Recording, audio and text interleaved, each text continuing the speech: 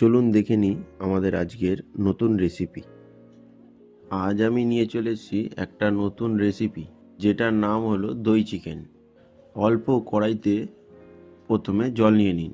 এই রেসিপিটা বানাতে কি কি লাগছে সেটা একটু আমরা দেখে নিই। তারপর আমি কেটে নিলাম অল্প রসুন আর অল্প পেঁয়াজ, ছোট ছোট করেই নেবেন, আর অল্প ঘিও দিয়ে দেবেন। আজকের রেসিপিটা খুবই টেস্টি, আপনারা যখন ইচ্ছা বাড়িতে বানিয়ে নিতে পারেন কম সময়ের মধ্যে।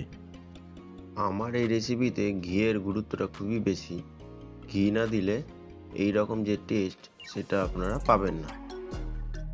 লাস্টে অল্প নুন দিয়ে মাংসটাকে ঢেকে কিছুক্ষণের জন্য সেদ্ধ হতে ছেড়ে দিন। মাংসটা সেদ্ধ হয়ে গেলে পর একটা বাটিতে নামিয়ে নিন।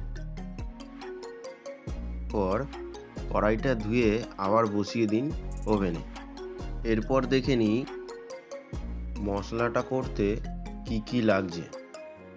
যে মশলাগুলো আমি নিয়েছি সেগুলো সবই একসাথে পেস্ট করে নিলাম। এরপর আমরা কড়াইতে নিয়ে নিলাম সাদা তেল পরিমাণ মতো।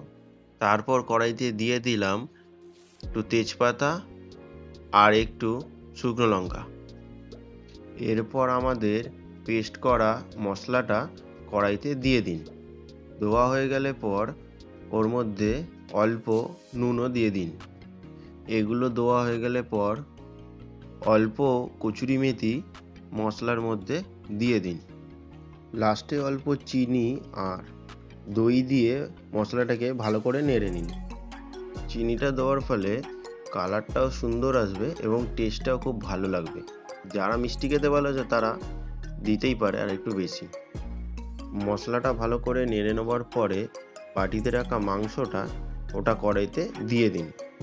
ভিডিওটা ভালো লাগলে আমার চ্যানেলের সাবস্ক্রাইব বাটনটা প্রেস করে দেবেন। লাইক, শেয়ার, কমেন্ট করতে অবশ্যই ভুলবেন না। এরপর মাংসটাকে ফুটিয়ে কিছুক্ষণ পর নামিয়ে নিন প্লেটে।